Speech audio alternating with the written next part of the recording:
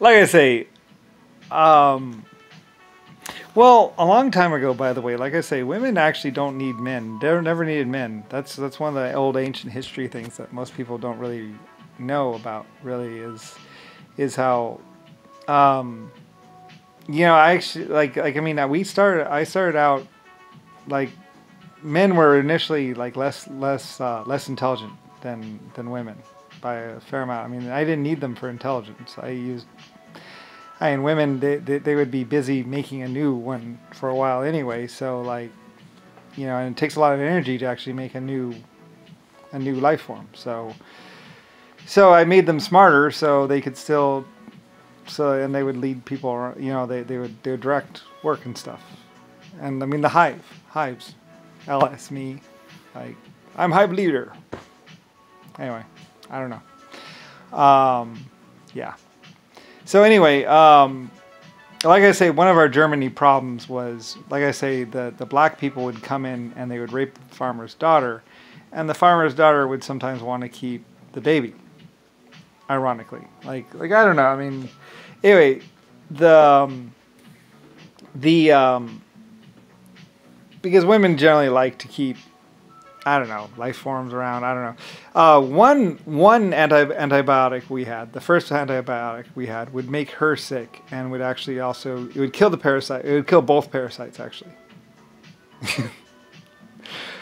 Like I said, the first anti-parasitic drug we had was actually it was a poison basically. It would make her sick and it would also kill the parasite in the stomach and also the parasite in her stomach. It'd kill both parasites. But it wouldn't kill her permanently. She'd just get sick for a while and then she'd be better in a couple days. The first birth control pill. Population control. Oh. And then there's this matter of, you're not going to do that again. Took. Ew, he's still full of parasites. The parasites wiggle out. When one life form dies, the parasites always wiggle out. Some of them actually, I forget, they wiggle and then some of it is left inside the stomach and some of it wiggles out to get outside the body. Like you always see that whenever you look at a parasite-ridden body that died, you'll see the parasites wiggling out. Like it's actually how they also get into new life forms. But they'll be sitting there doing this little maneuver outside the body of a dead thing, and it's a way that it attracts birds, and birds will come down and eat it, and then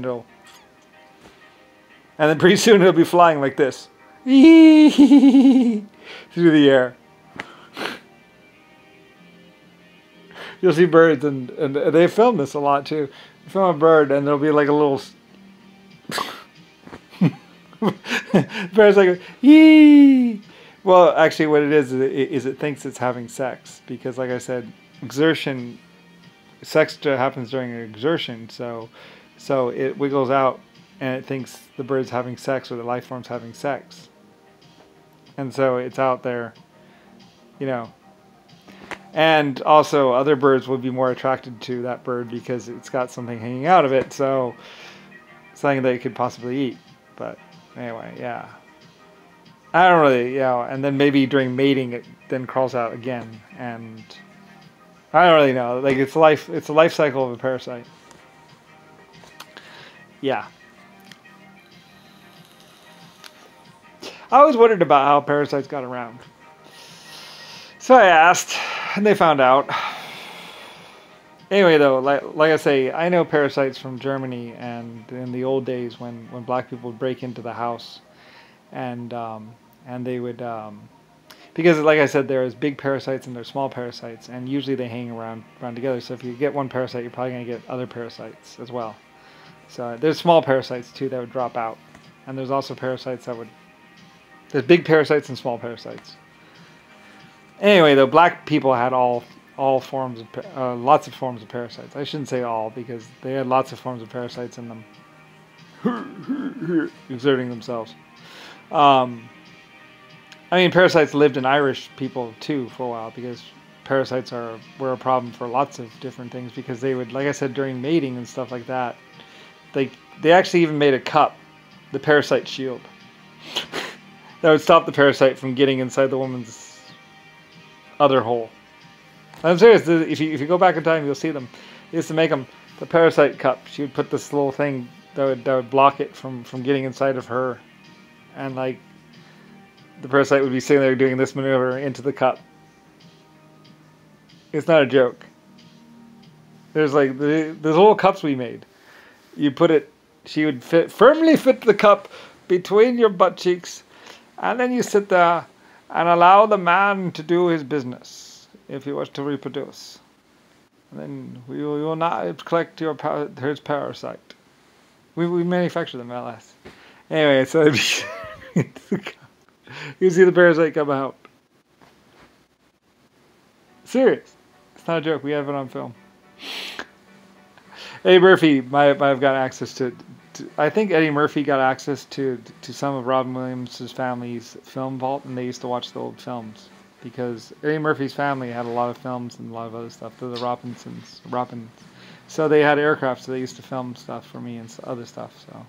So anyway, I guess Eddie Murphy's family used to watch some of the old films that I had. So we had a lot of stuff like on parasites and a lot of other stuff. A lot of they wandered around, they would see new things and all kinds of things and film them for me and all that.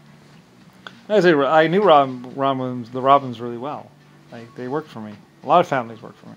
So anyway, and there would be the black people and their little parasites. And Eddie Murphy might have even said about how as a kid he used to watch all these films, and people thought that he was related to the Robins, or like he was, anyway, whatever. But his parents actually killed the Robins. So anyway, and then he tried to kill Robin Williams' girlfriend because he was going to expose them. Anyway, black people thing. So yeah, and he did expose them, I think. And a lot of them went to jail. But Jerry, Eddie Murphy, didn't go to jail so much because he was a child at the time. And anyway, though, he continued his granddaddy's work or whatever. Anyway, he tried to kill the leaders of China so he could have a line of purses. Anyway, yeah, they did a lot of stuff in the 80s and 70s. There's a lot of shit going on back then. Anyway, though, but yeah, I mean, like I say, I mean, I'm Lucifer Star, and when you choose or pick a leader to kill, you should really know who that leader is before you decide to kill him. I happen to be the creator of humanity and 12 other very, very, very, very, very, very, very, very, very important races that did a lot of things in life and history. Anyway. Yeah. So. Anyway, and they would like to keep on existing, by the way. I want you to know that they wanted to keep on existing and not be taken out of existence, which would basically be why you couldn't kill Lucifer Star. Anyway, or Brian.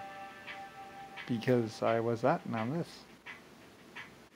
So anyway, so when you send a contract or basically try and kill Lucifer Star, I mean, well, yeah, he's the creator of humanity, Lucifer. That's why I'm at the top. Then it's Gabriel, who I killed, and then all the other saints, pieces of shit, which I killed. They're all dead, by the way. Yeah, I killed them a couple 100 years ago. 1,000 years ago. Anyway, yeah. All dead. They tried to kill me anyway. Except they didn't know what I was. And they found out. The hard way.